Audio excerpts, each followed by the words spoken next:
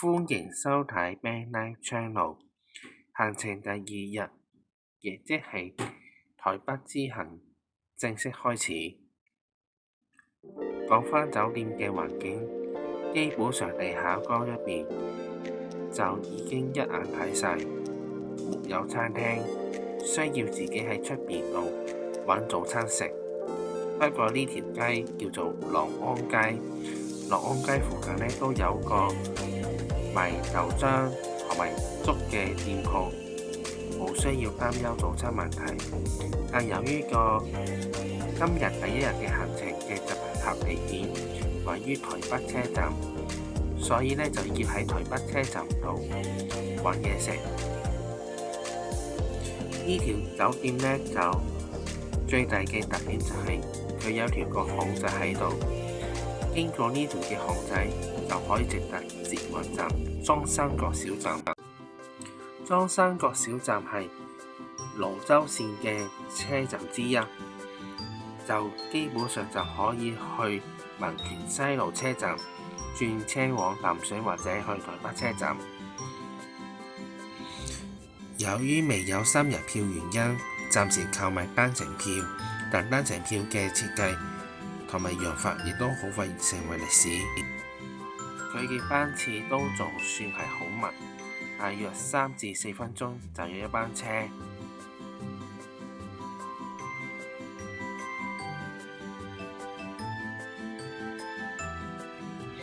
列車終於到站，會搭去民權西路站轉紅線，俗稱叫做淡水線，前往台北車站。朝早乘客呢就唔係話好多，而家就到轉車站民權西路站，係轉成淡水信義線。不過呢個車站呢就都係主要轉車站，都係多客為主。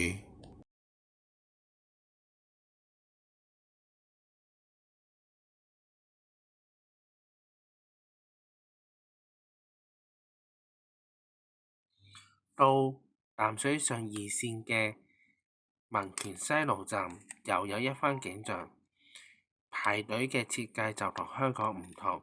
台北嘅排隊嘅設計呢，就幾乎係打側咁樣排，與香港對住車門嘅排隊嘅排法呢係有所不同，亦都設有分間車，佢由淡水去象山或者北投到大安站。而呢一班嘅列車相信都係屬於短途班次為主，北投開出前往大安。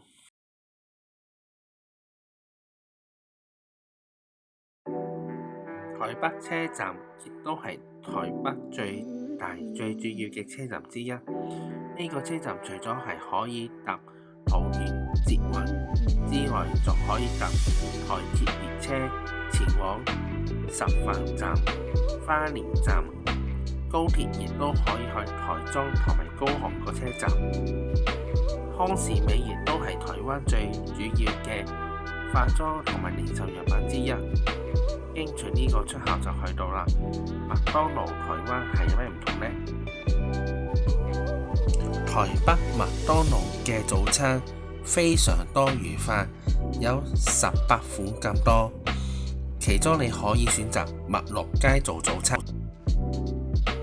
最後我就叫咗麥香雞薯餅同埋咖啡套餐，大約48台幣，加薯餅就42台幣，即折合於88台幣。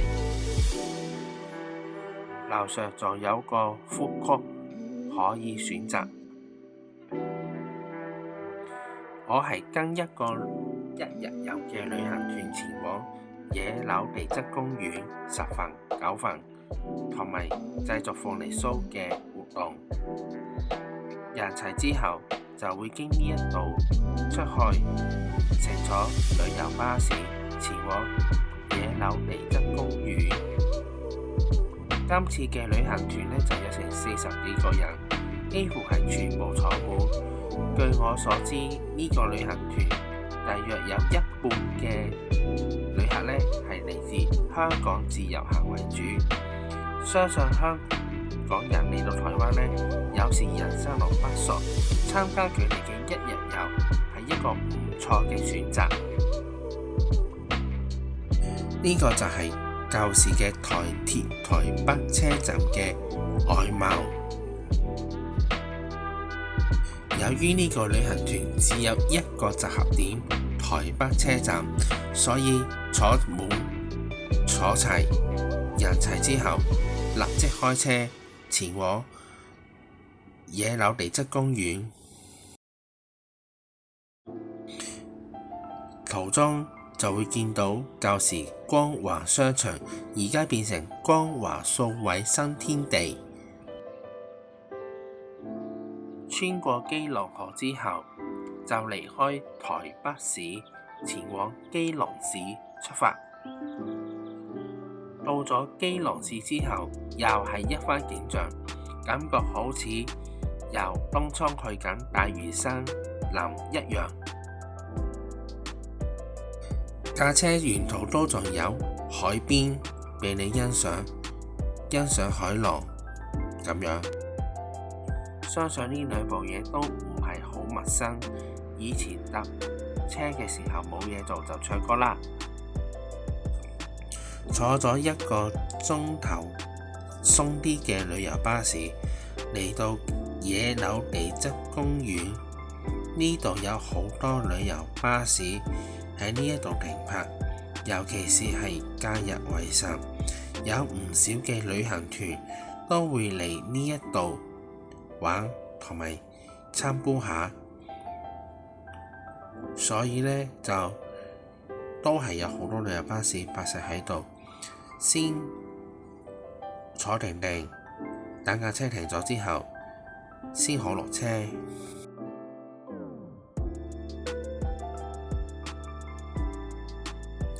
落車後依隨導遊姐姐指示前往遊客中心，同我哋大家一齊集合攞飛攞飲品。導遊姐姐心裏呢，就對住我哋呢，就非常之友善同埋有親切感，好關心我。由於係一個人原因，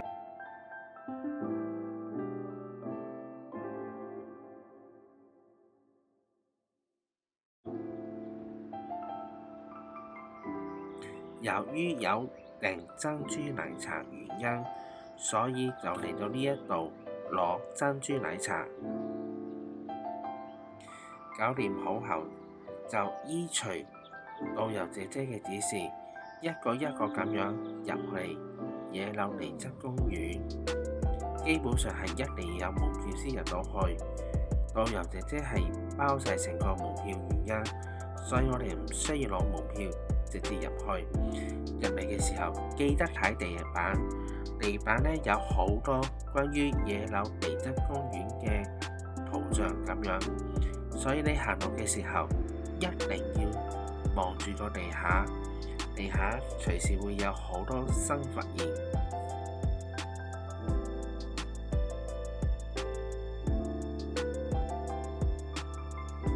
喺野柳地質公園呢，入邊有16個景觀呢，就可以睇到嘅。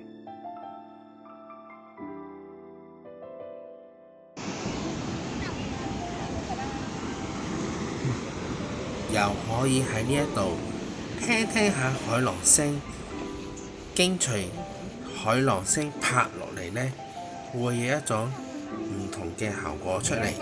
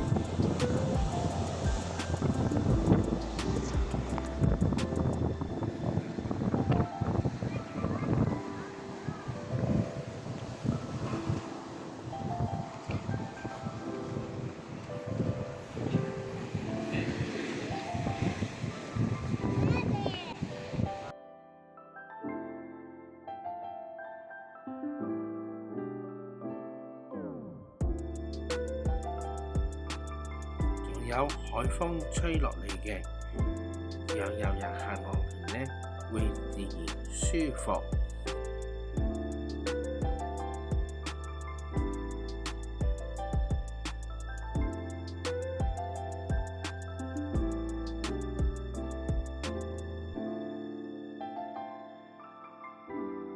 呢個就係構造地形嘅景觀同埋小地形景觀，呢個就好似叫做沉重石一樣。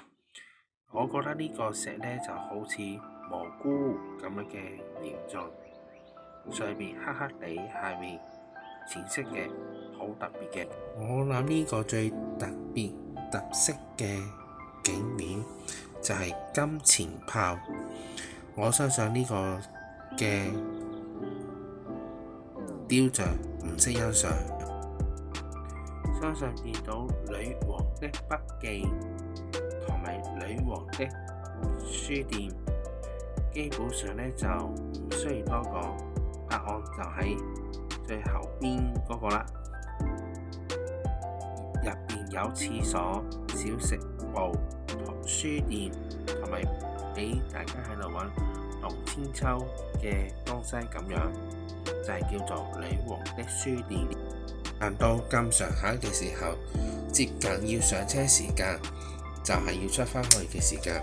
如果係落雨嘅話呢，亦都可以喺特產區裏面度買手信同埋食嘢啦。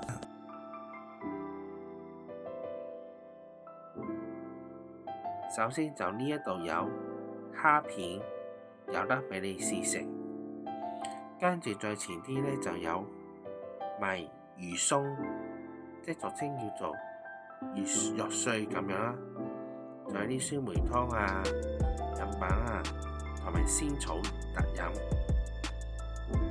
呢個呢就係現成嘅食物啦。仲有蚵仔煎、鮮蝦餅。與此同時，仲有啲叫做乾貨為主。小南特產亦都喺呢度買到嘅。台灣歡迎你嘅紀念品亦都可以呢一度買到，但呢一度買就相對較為便宜少少啦。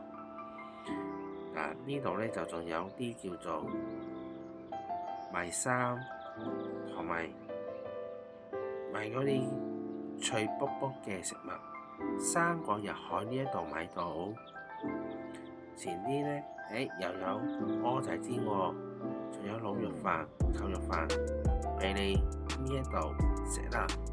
不過都唔係連食嘅時間，最重要都係搭返車上返旅遊巴去下一個景點。呢個呢仲有叫做野生紫菜、十份名產、金門一條羹，仲有啲鳳梨酥同埋雪花酥，當然喺呢度買到啦。行完之後，行到咁多嘅時候啦，終於翻返停車場嘅位置，要上返旅遊巴士，翻返去十份放天燈，車程需要1個鐘頭。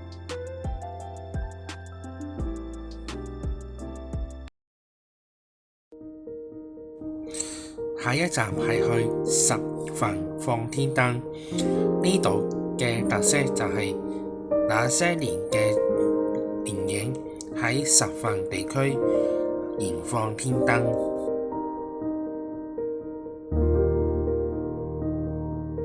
一落車之後，經過斜路上去上邊，就會有放天燈嘅工具，例如好似衣架嘅嘢啦，就專門愛嚟俾啲遊人用毛筆寫字，寫上願望，放上天燈咁樣。仲有啲商店小食大街，可以喺呢一度寫天燈之餘，仲喺呢一度食埋嘢。其中最出名嘅就係雞翼包飯同埋大腸包小腸，嚟到呢度一定要食。根據唔同人嘅需要，去設定天燈嘅背景顏色，呢個係紅色，其紅色嘅用意呢，就係代表住健康平安，提供好似衣架嘅東西放埋天燈，俾我哋去寫毛筆、寫願望，許個願望成真。你亦可以喺十份嗰條街購買三水嘅天燈相關嘅商品，拎返香港。你見到啦，有架火車喺十份嗰邊通過嘅，猶如好似泰國美國鐵路市場一樣，有架火車喺度通過。當火車通過嘅時候，寫緊天燈嘅遊人呢，係必須要企喺路軌兩旁，以方便火車離開車站或者進入車站。呢個就係十份嘅特色之一。火車特別多，咁就啲人返去路軌度繼續食嘢啦。我祝願全家人身體健康、平安是福，就係今次放天燈嘅特色之一。只有45分鐘時間喺十份裏面度進行寫毛筆、放天燈、買下嘢食，做完就落返下邊搭旅遊巴去下一站。下一站開9份。由於十份附近呢嘅旅遊巴士係冇停泊位置，所以要跟住個站路咁樣去返旅遊車裏面度上車。而家進行去下一個景點9份。9份係需要去到停車場轉接駁巴士上山上。下條片再同大家分享過，再見。